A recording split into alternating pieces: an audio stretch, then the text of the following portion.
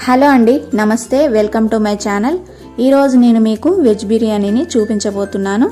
మనం రోజు ఇంట్లో వండుకునే బియ్యంతోటే పొడి పొడిలాడేలాగా అదేవిధంగా రుచిగా ఎలా తయారు చేసుకోవాలో చూద్దాం.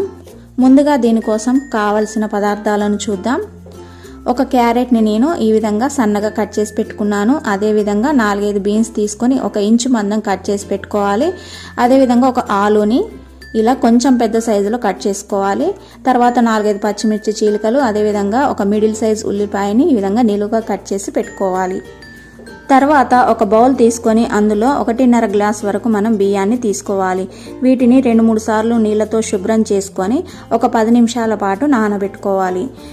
తర్వాత స్టవ్ పై మనం బిర్యానీ వండుకోవడానికి సరిపడా కడాయిని పెట్టుకోవాలి. దీంట్లో 3 టేబుల్ స్పూన్ల ఆయిల్ వేసుకొని ఇది కొద్దిగా వేడయ్యాక 1/2 టీ స్పూన్ జీలకర్ర, అలాగే గరం మసాలాలు వేసుకోవాలి.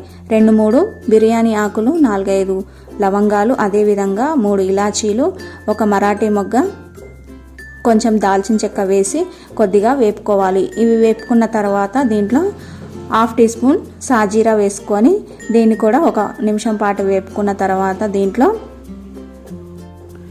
మనం కట్ చేసి పెట్టుకున్న కూరగాయలని వేసుకోవాలి. ముందుగా 4-5 పచ్చిమిర్చి చీలికలు, అదేవిధంగా క్యారెట్, ఉల్లిపాయలు, ఇంకా బీన్స్, ఆలు వేసి దీనికి సరిపడా ఉప్పు కూడా వేసుకొని ఒకసారి బాగా కలుపుకోవాలి.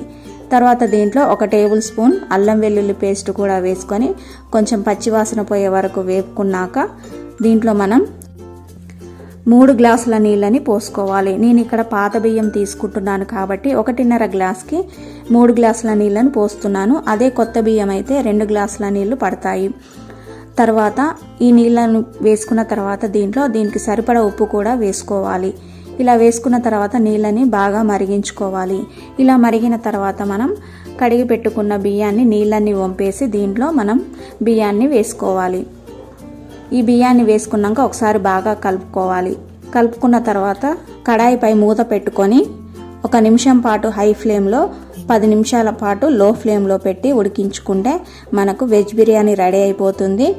ఈ విధంగా రెడీ అయిన తర్వాత దీనిపై 1 టేబుల్ స్పూన్ నెయ్యి వేసి అదేవిధంగా కొద్దిగా పుదీనా ఆకులు కూడా వేసుకొని 1 నిమిషం పాటు దీన్ని మనం దమ్ చేసుకోవాలి లో ఫ్లేమ్లో. తర్వాత 5 నిమిషాల తర్వాత మనం సర్వ్ చేసుకోవాలండి. రైస్ ఉడికిన వెంటనే సర్వ్ చేయకూడదు, ఎందుకంటే పొడి పొడిగా రాదు, మెత్తగా ఉంటుంది. ఆ వాటర్ అంతా గుంజుకొని మనకు రైస్ పొడి పొడిగా వస్తుంది. 5 నిమిషాల తర్వాత సర్వ్ చేసుకుంటే ఈ విధంగా పొడి పొడిలాడేలాగా వెజ్ బిర్యానీ రెడీ అయిపోయింది. దీనిని మనం రైతాతో కానీ, ఇంకా ఆలు మసాలా, ఆలు కర్రీ, నాన్ వెజ్ కర్రీస్ దేంట్లోకైనా చాలా బాగుంటుంది. మీరు కూడా ఒకసారి ట్రై చేయండి.